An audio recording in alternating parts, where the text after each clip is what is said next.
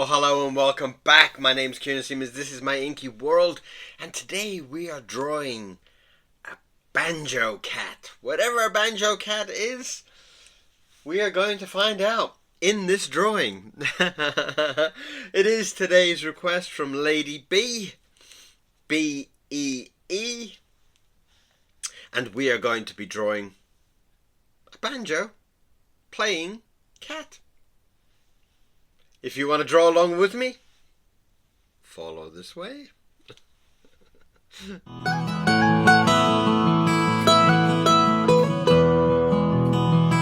So we are going to start, and we are going to get into drawing some kind of banjo playing cat. And we are going to start off with a little bit of a brush, just to kind of give me some kind of place to start. Usually I kind of think of a shape and I think of a character, and I kind of only come up with that once I get something like that. Something like that.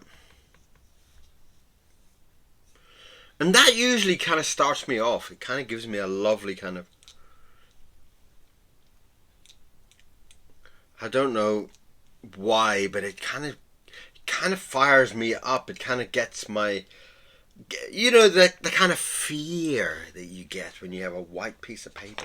And sometimes it's just kind of like breaking away from it. That's today's nib. For those, it looks a little bit like a flexi nib, which usually, if you've watched my videos before, I don't really like so much, as I feel like they flex too much, and I don't get enough kind of resistance from the pen. I do like a little bit of pullback from it. I do like it when the nib kind of doesn't want to do something, and I kind of have to push it. If you see what I mean. It kind of makes me draw in a certain way if I have to kind of push its ability. And sometimes the flex is a little bit fake almost. It's kind of like it's giving me something that I normally wouldn't find with a pen. And I'm not really that keen on it. But today we are concentrating on a cat that is playing a banjo. Let's darken that up a little bit.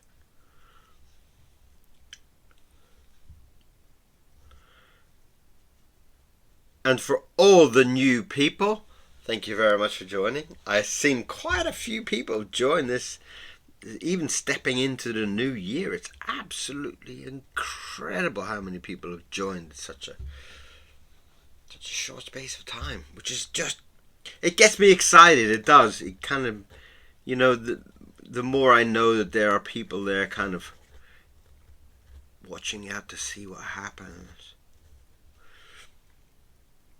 is always, it's always nice, because it kind of gets me a little bit nervous too. You know, if there's 5 people watching, well, if there's 5,000 people watching, it's like, yee. So I'm going to try and come up with some kind of cat, and I'm not really sure about his expression, and usually it just kind of finds its way. I don't really plan these drawings out. They just kind of happen, which I always kind of feel is lovely, because as I'm beginning to draw, things begin to take shape, and that is just fantastic. Like now I can kind of see all this as being part of his hair, or part of his ears, or, you know.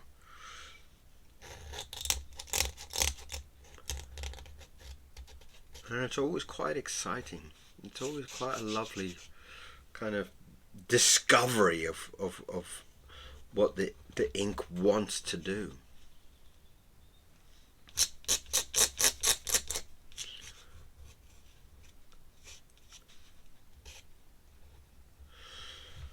And this is the first couple of drawings of the year, so it's going to be a little bit kind of nervous, a little bit kind of fragile, a little bit kind of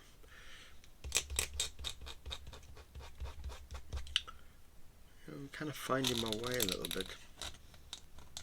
But that kind of nervousness will fall away. And you know, as I've kind of said a million times, that most of the time the drawings I kind of find like they kind of draw themselves. They just kind of, you know, I'm almost like talking to you as my hand is drawing. And it's a little bit of a nutty way of working, but I do find it's quite exhilarating. It's quite exciting to see what comes out of my mind, you know.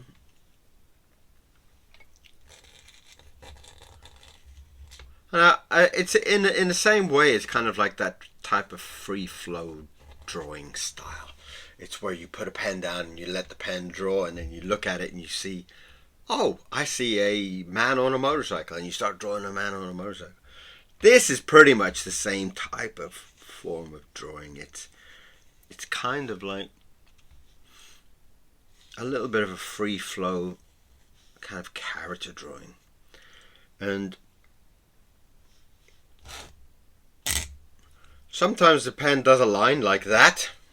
I'm thinking, okay, what exactly did you mean by that line? But in most cases, it's kind of like leading me off into a beautiful direction. I'm very, very, very rarely disappointed by my kind of second brain taking over. My second brain is the excited, the over, like super childish side of my mind. And my first side of my brain is the very kind of careful and more kind of constructed. More, you should draw in a certain way and you should do a certain thing. So there's a lot of battles going on in my mind as I'm drawing about who's kind of leading the direction. And sometimes my hand will just go quick like it did there and draw a line that doesn't really mean anything to anybody. But as I start to work with it, it's a fantastic direction. It is the right direction. Whatever that madness is that does a line straight across your drawing is the perfect line. It is exactly what your drawing needs. And sometimes you need to really kind of listen to it. You need to kind of give that mad side of your head just a little bit of space. Give it a little bit of belief. And my cat has some kind of crazy beard.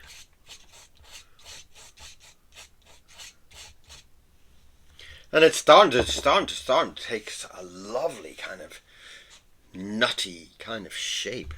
But I still got to squeeze my banjo in somewhere. And I haven't quite thought about that yet.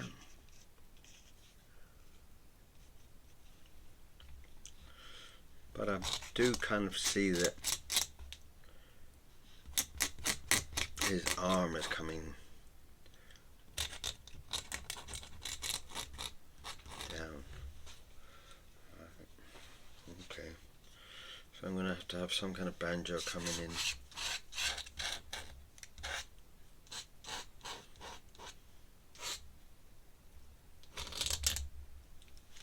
Let's get a brush.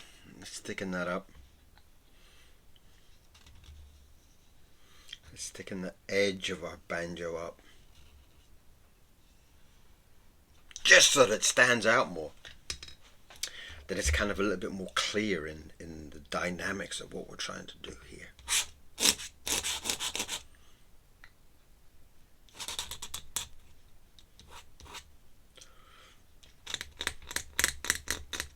And I do talk a lot in my earlier videos about just relaxing more when you're drawing and not getting too kind of like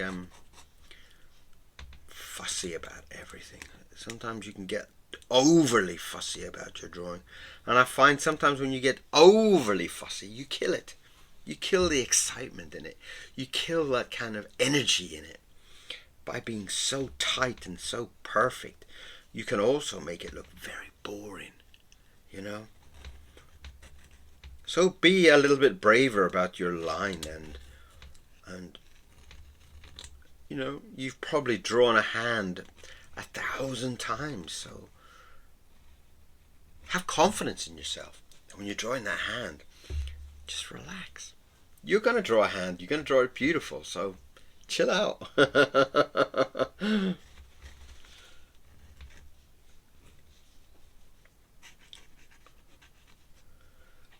Get those furry fingers.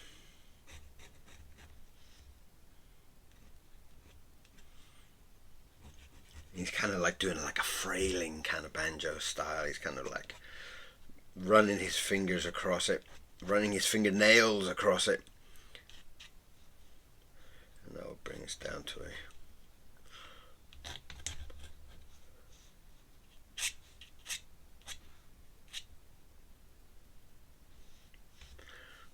we're going to be playing a 4-string banjo.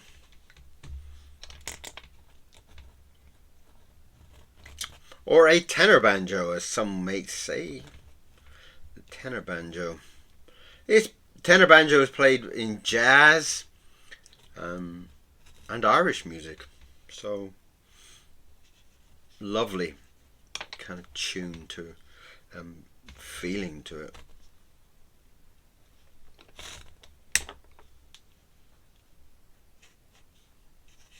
Tuned the same as a mandolin for the Irish music. I'm not sure about the jazz, what is tuned.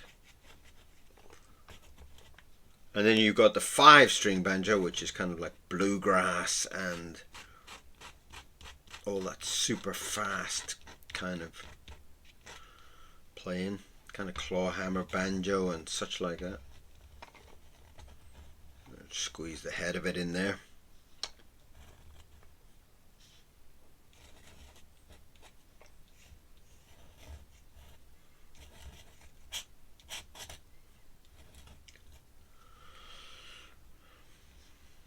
I do own a banjo, though if you're not used to it, it's extremely loud.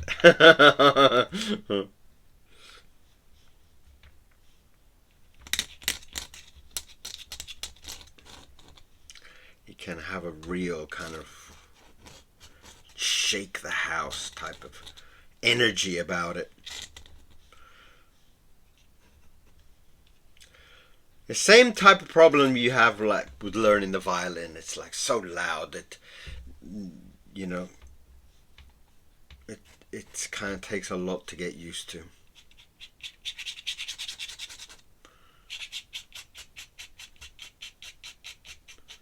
Lovely.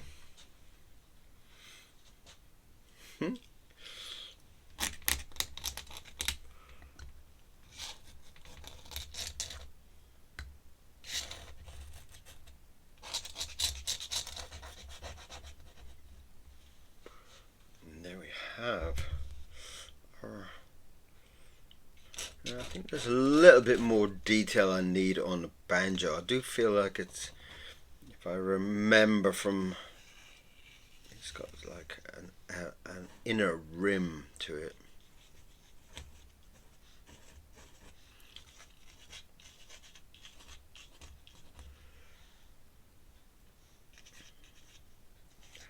And the funny thing about this is that I've been kind of, with my eye and with my tooth recently, I've been a little bit kind of self-absorbed, basically, a bit self-pity on myself.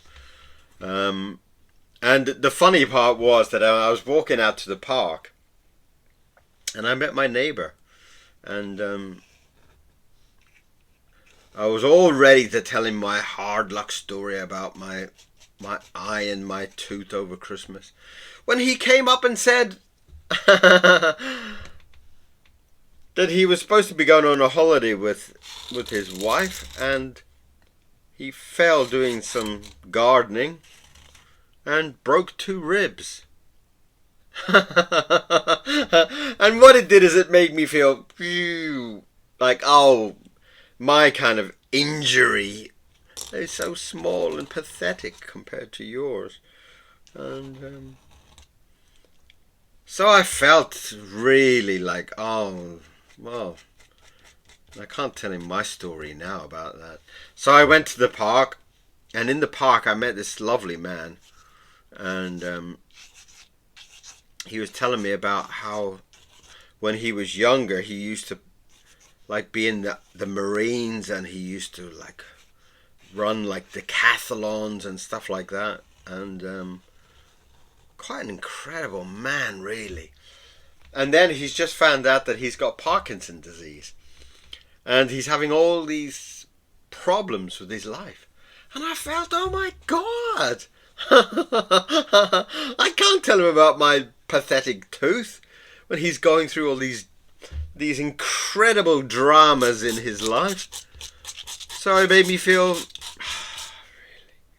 And then when I got home, I got a message from a lovely lady, Lady B. We'll call her Lady B.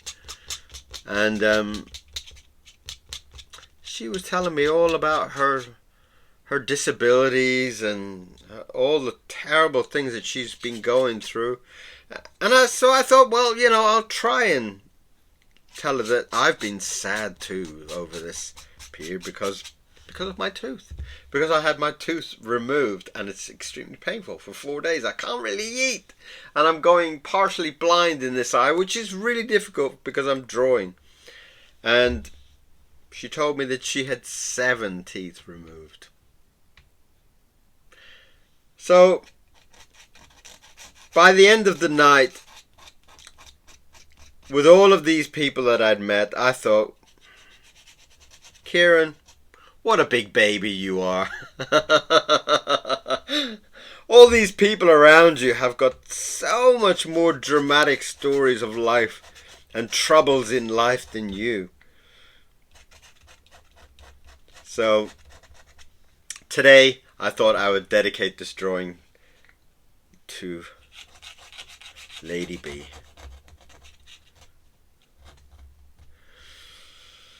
And this is Banjo Cat. I feel like he needs to have a necklace there, like some kind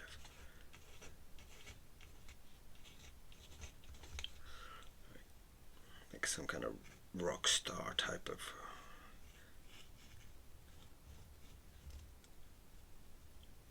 big necklace with beads and everything hanging off.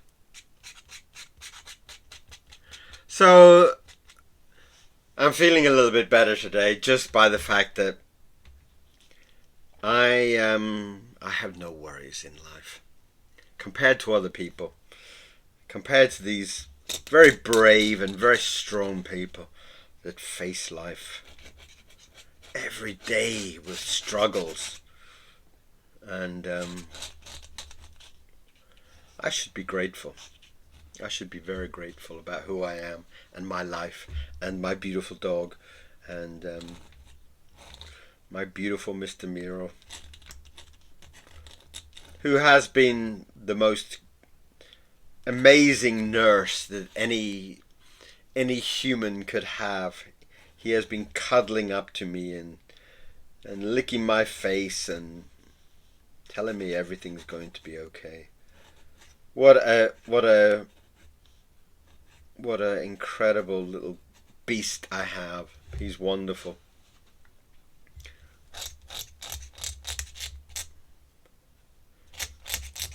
So, to all of those people who are struggling today, to all of those people who have had a very tough few days, or a difficult Christmas, or going through health issues of any sort, I love you all. Take care of yourself, okay? Please take care of yourself. And you are very welcome to laugh at my conditions. Although I am hoping that my eye recovers as I really do need it, especially for these drawings. But so far so good. So this is Banjo the cat. Let's get in right Banjo there. Some kind of brush. There I go. Banjo.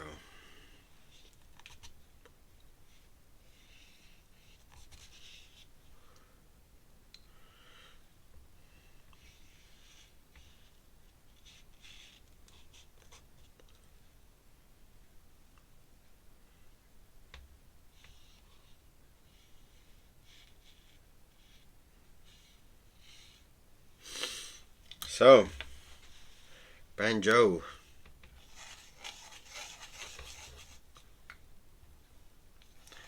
Banjo, the banjo playing cat. Which is quite a gorgeous feeling.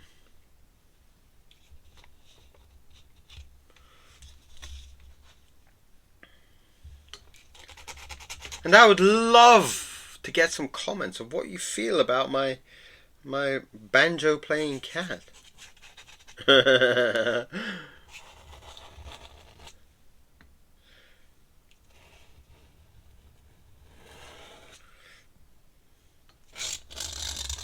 And I will be back to full health and power very, very soon, I promise you. At the moment, yeah, I'm starting to feel it.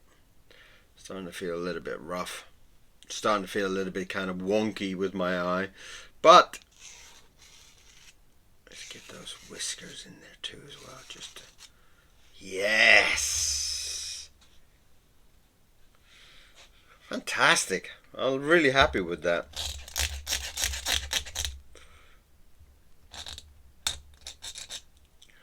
So I hope you enjoyed today's drawing.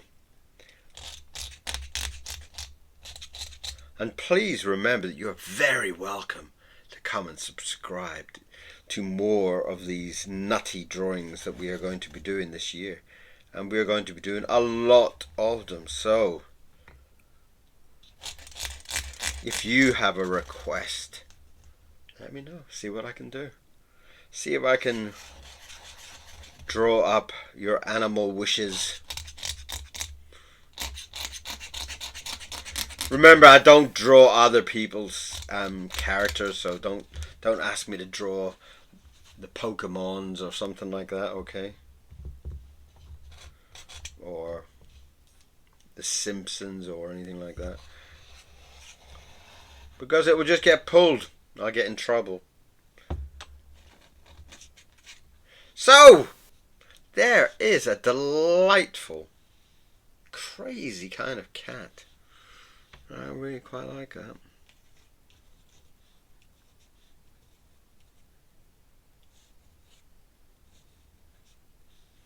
Wonderful.